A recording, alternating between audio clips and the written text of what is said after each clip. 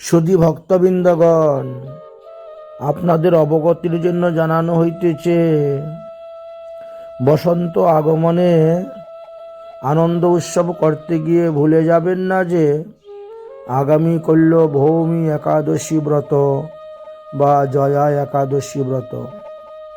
আজকে তো বুধবার, আজকে হলো দশমী।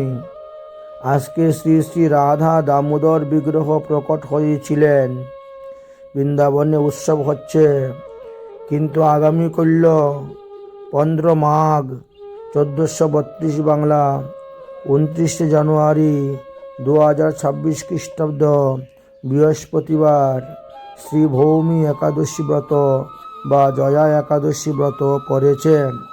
তার পরের দিন অর্থাৎ 16 মাঘ 1432 বাংলা, 30 জানুয়ারি 2026 ইংরেজি শুক্রবার সকালে সূর্য উদয় হওয়ার পর 9টা 43 মিনিটের মধ্যে ব্রতের পালন করতে হবে। শুক্রবারে বরাহ দ্বাদশী হইল এই দ্বাদশী কোনো অষ্টমহা দ্বাদশীর অন্তর্ভুক্ত নয়, তো সুতরাং সেখানে কোনো ব্রত থাকতে হবে না। ব্রত আমাদের বৃহস্পতিবার আগামী করলে হবে। তিথি বিস্তারের কথাও তোমাদেরকে বলবো। মথুরায় সূর্য উদয় 7টা 11 মিনিটে, কলকাতায় সূর্য উদয় 6টা 24 মিনিটে। সূর্যোদয়ের পরে 9টা 43 মিনিটের মধ্যে সকালে ব্রতের পালন করবেন। তিথি বিস্তারের কথাটা একটু জানিয়ে দেই।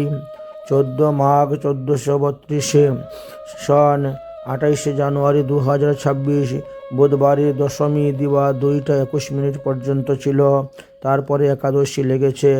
15 মাঘ 1432 সন 29 জানুয়ারি 2026 বৃহস্পতিবার একাদশী হলো দিবা 12টা 30 মিনিট পর্যন্ত, এই জন্য ব্রত পালন করতে হবে।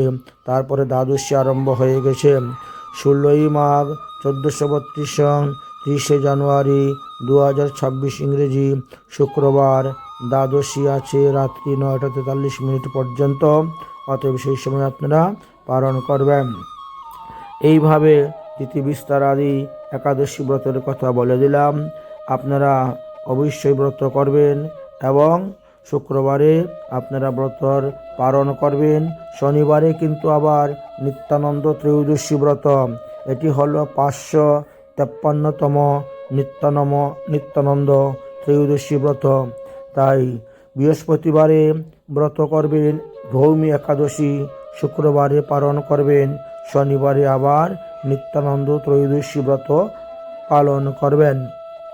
অর্থাৎ এখন 3 দিনের মধ্যে 2টি ব্রত আমাদের, একটু সাবধান থাকবেন, সতর্ক থাকবেন। রাধে রাধে।